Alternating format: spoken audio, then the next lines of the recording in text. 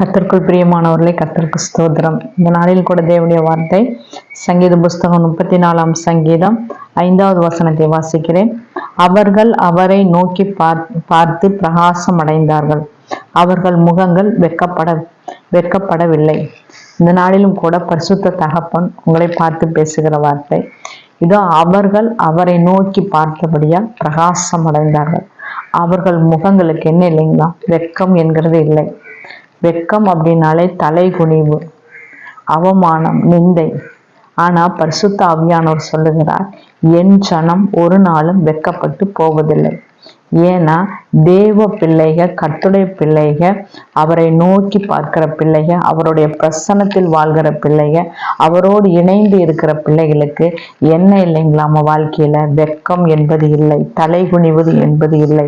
ஏன்னா தேவன் சொல்லுகிறார், நீதிமானை கர்த்தர் கண்ணோக்கி பார்க்கிறார்களாம்.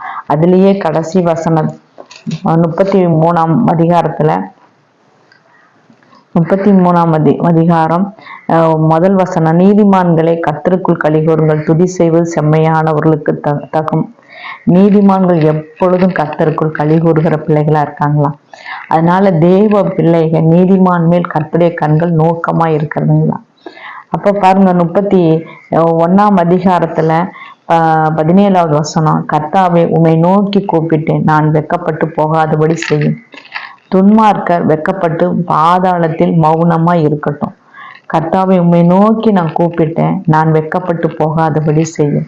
அப்ப தேவனுடைய பிள்ளைக, கர்த்தருடைய பிள்ளைக, அவரை நோக்கி பார்க்கிற பிள்ளைக, அவரை கூப்பிடுகிற பிள்ளைக, அவரோடு பேசுகிற பிள்ளைகளுக்கு என்ன இல்லைங்களா? வெட்கம் என்பது இல்லைங்களா?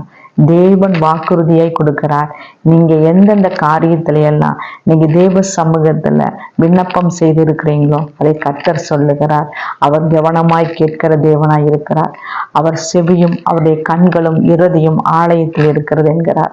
நம் தேவ சமூகத்துல எப்பெல்லாம் நம்ம ஜெபிக்கிறோமோ, எப்பெல்லாம் தேவ சமூகத்துல விண்ணப்பம் பண்ணுகிறோமோ, எப்பெல்லாம் அவரை நோக்கி அவர் பிரசன்னத்துல வாழ்றோமோ, அந்த பிள்ளைகளுக்கு தேவன் சொல்லுகிறார், வெட்கம் என்பது இல்லை, தலை குனிவது என்பது இல்லைங்களா? நீங்க எந்தெந்த காரியத்தை எல்லாம் தேவ சமூகத்துல வச்சிருக்கீங்களோ அதற்கு கர்த்தர் சொல்லுகிறார், தக்க பதில் நான் உனக்கு தரப்போகிறேன். உன்னை நான் ஆசீர்வதித்து மேன்மையாய் வைக்க போகிறேன். உனக்கு ஒரு நாளும் தலை குனிவு என்பது இல்லை என்று சேனைகளின் கர்த்தர் சொல்லுகிறார். இந்த வார்த்தையை கேட்கிற நீங்க தேவ சமூகத்துல ஆமேன் ஆமேன் என்று சொல்லுங்க. விசுவாசிக்கிற பிள்ளைகளுக்கு ஒரு நாளும் வெட்கம் என்பதில்லை. கர்த்தர் இந்த நாளில் உங்களோடு பேசினதற்காக கர்த்தருக்கு நான் நன்றி செலுத்துகிறேன்.